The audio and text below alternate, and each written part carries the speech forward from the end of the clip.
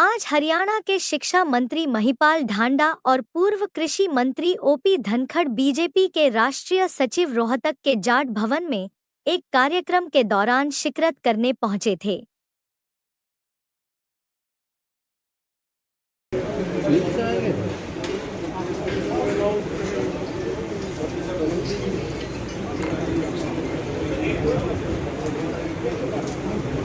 जी अब आपसे पूरा अनुरोध है कि अपना स्थान ग्रहण कर ले, बैठ जाए आप सभी।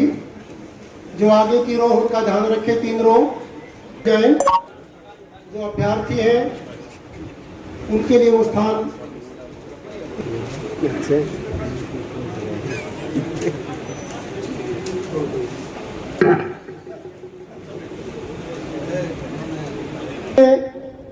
हमारे मुख्य अतिथि पहुंच चुके हैं। श्री ओम प्रकाश धनखड़ जी वो भी पहुंच चुके हैं। जिस तरह से उत्तर प्रदेश में धर्म और नाम लिखा जा रहा है, हिंदू संगठन जो है बारकोड के जरिए जो है लोगों को पहचान नहीं कर रहा है, क्या लगता है आपको कि कितना जरूरी है? क्योंकि विपक्ष ये कर रहा है कि इससे जो है जातिवादी और समाज का ताना बाना जो है वो टूटता है नीचे की आईडी। तुम जो करते हो, तुम तो वो बात कह रहे हो, विपक्ष को ही कह रहा हूँ मैं कि तुम्हारा प्यार प्यार और हमारा प्यार पंगा। तुम जो भी कुछ जातिवाद फैलाओ, धर्म के नाम पे अड़ंगे खड़े कराओ, वो तो सब ठीक है। ये सावन का महीना है, भगवान शिव का महीना है, और इसमें भक्तों की अपनी स्वयं की एक मन की बात है कि भाई वो कहीं किसी भी कारण से उनके मन की पवित्रता भंग ना हो, और भंग करने वाले जो अपनी अपनी आस्था के मुताबिक जो लोग जीते हैं, रहते हैं, सेवा करते हैं, वो कर रहे हैं। तो उसमें आप गलत पहचान लगा के किसी के मन की भावनाओं को आप लोग दुखी नहीं दे सकते, बात नहीं कर सकते। और इसमें बुराई क्या है? अगर आप राम सिंह हो तो राम सिंह लिखने में बुराई क्या है भाई? और तुम लोग उनको ये ठीक कहने की बजाय कि देख भाई तू मोहम्मद यूनिस है तो मोहम्मद यूनिस लिख ले, तू मैडम ओम प्रकाश क्यों लिख रहा है, महिपाल क्यों लिख रहा है? तो मतलब धोखा देने के लोगों की भावनाओं को आहत करना ये समझदारी नहीं है। आदरणीय योगी जी की सरकार, माननीय प्रधानमंत्री जी के नेतृत्व में एक एक जानकारी स्टिक को लोगों को पता हो कि वो कौन है, क्या है, तो इसमें बुराई नहीं होनी चाहिए, इसमें किसी को कोई विवाद नहीं खड़ा करना चाहिए। एक भाषा को लेकर जिस तरह से मराठी भाषा को लेकर विवाद चल रहा है, हिंदी भाषी लोगों को मारा जा रहा है, पीटा जा रहा है। देखिए, मैं एक निवेदन कर रहा हूँ।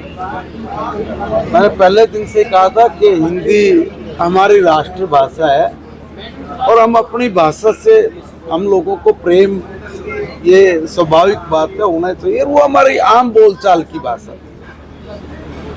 जितना भी भाषाओं का ज्ञान होगा उतनी हमारे वृद्धि होगी, समृद्धि होगी। भाषा ज्ञान कोई बुराई नहीं है, मगर किसी पर ये थोपना कि भाई यही बोलो, ये गलत है।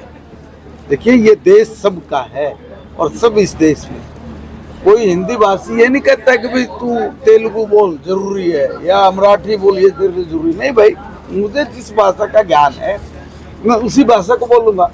अब अगर एक भाषा मुझे नहीं आती, आज मेरी उम्र ये है कि मैं नहीं सीख पाऊंगा, तो मुझे लठ मार के थोड़ी सिखाओगे आप लोग। तो इसलिए जो भाषा जिस व्यक्ति को आती है वो उस भाषा में अपनी बात कहीं समझा सके, कह सके, उसको जिसमें कोई परेशानी कठिनाई ना आए, अगर वो उसका उपयोग करता है तो उसमें किसी को कोई आपत्ति नहीं होनी चाहिए।